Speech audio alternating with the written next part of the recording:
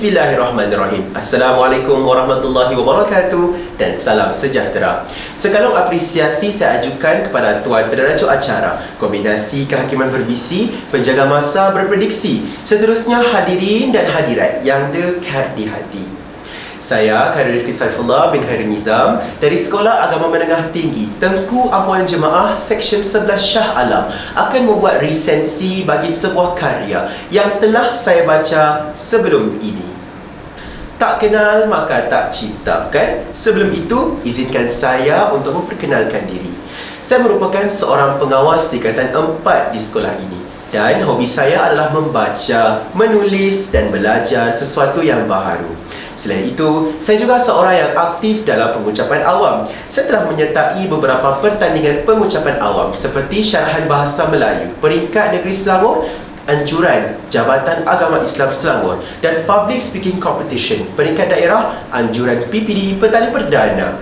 Selain itu, saya juga melibatkan diri dalam beberapa siri camp seperti Naduah Kepemimpinan Islam 2022 dan Kem Taib Pena Muda 2022, Anjuran Kementerian Pendidikan Malaysia. Saya juga aktif dalam mengacarakan beberapa program dan majlis sekolah sepanjang karier saya sebagai seorang pengawas.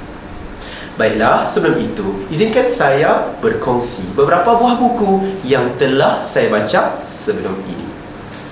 Saya adalah salah seorang penggemar bahan bacaan berunsur Islamik dan unsur bukan fiksyen. Justru saya telah membaca buku berjudul Bencana 2020 karangan Hadi Fayad. Selain itu, saya juga seorang yang suka akan kisah fantasi dalam bahasa Inggeris. Lalu saya telah mendapatkan sebuah karya berjudul Percy Jackson, The Lightning Thief karangan Rick Riordan. Seterusnya, karya Timi Abdullah berjudul Impian Jalanan juga merupakan sebuah buku yang sangat menarik yang telah saya baca. Buku ini merupakan sebuah naskah berunsur dakwah yang disampaikan dalam bentuk santai.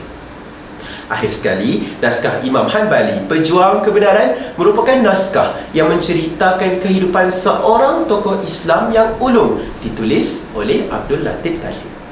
Seterusnya, saya ingin membuat resensi sebuah buku yang amat menarik perhatian saya. Buku ini berjudul Jalan Pulangku, sebuah karya Bourdieu dalam satu sirinya yang diberi nama Bercakap dengan Cermin Muhasabah Diri.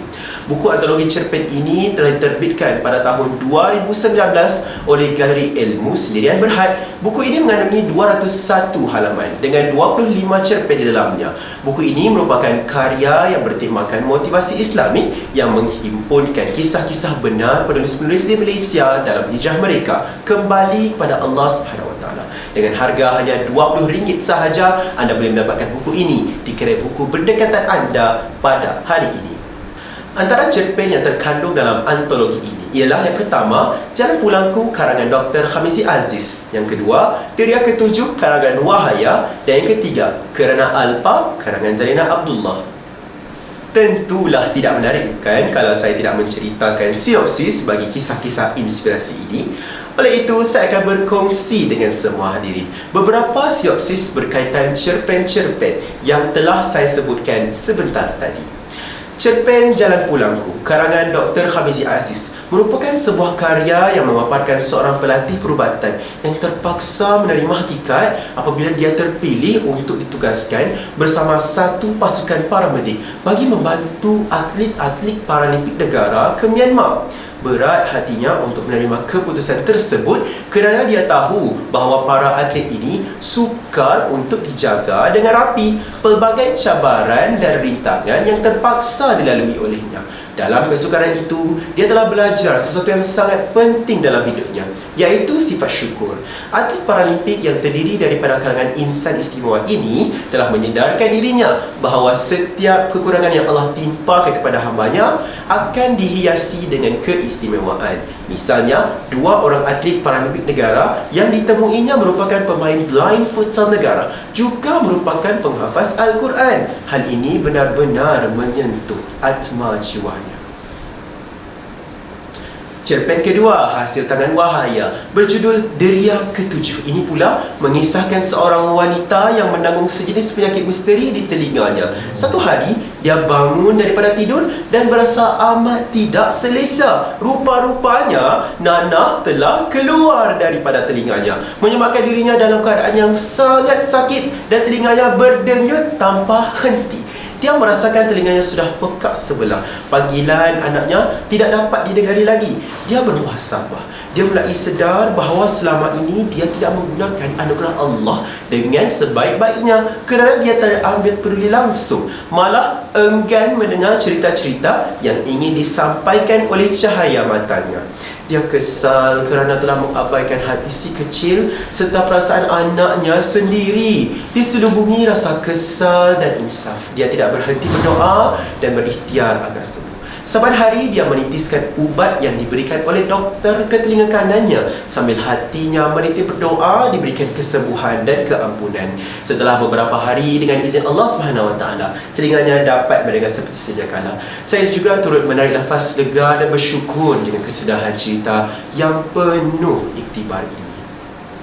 Akhir sekali, hasil karya Zarina Abdullah yang berjudul Kerana Alpa mengisahkan seorang ibu yang berstatus suri rumah sepenuh masa yang menghadapi ketagihan bermain permainan video dalam talian sehingga dia alpa tentang tugas hakikinya sebagai seorang ibu.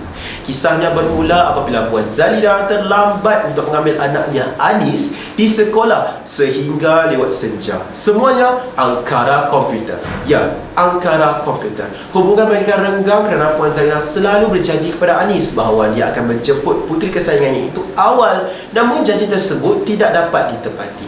Pada suatu hari, jiran mereka memaklumkan bahawa terdapat kes culik yang melibatkan seorang pelajar dari sekolah Anis. Timbul rasa gusar dan risau. Puan Zalina akhirnya bertekad untuk berubah. Sejak itu, dia mula sedar akan kesilapannya dan mengambil anaknya balik sejurus selepas tamat sesi persekolahan. Dia juga memadam semua permainan video dalam komputernya bagi memastikan dia tidak alpa akan masa yang berlaku selepas ini. Dia bersyukur kerana Tuhan masih melindungi diri dan anaknya. Berdasarkan 3 buah kisah yang saya telah kongsikan sebentar tadi, apakah ibrah yang boleh kita ambil? Sudah semestinya nilai syukur. Kita hendaklah sentiasa bersyukur atas segala nikmat yang telah diberikan Allah Subhanahu Wa Taala kepada kita. Allah Subhanahu Wa Taala berfirman dalam surah Ibrahim ayat ke-7 mafhumnya, dan ingatlah ketika Tuhan kamu memberitahu sesungguhnya jika kamu bersyukur, nescaya aku akan menambah nikmatku kepada kamu, dan sesungguhnya jika kamu mengingkari, yakni kufur nikmat, maka sesungguhnya azabku amat keras. Akhirnya, saya sangat menggalakkan anda untuk mendapatkan naskah ini dan menjadikannya sebagai bahan bacaan pilihan. Sungguh, hati saya tersentuh ketika membaca kisah-kisah ini. Buku ini telah mengajar saya bahawa Allah SWT telah mengurniakan terlalu banyak nikmat kepada kita yang sewajarnya kita syukuri. Hidup ini bukan berputar soal kesilapan. Lebih penting lagi soal perbetulan dan keteguhan jiwa serta keyakinan kepada Tuhan. Sejauh manakah anda bersungguh-sungguh mampu memperbetulkannya? Sekian, terima kasih. Assalamualaikum warahmatullahi wabarakatuh.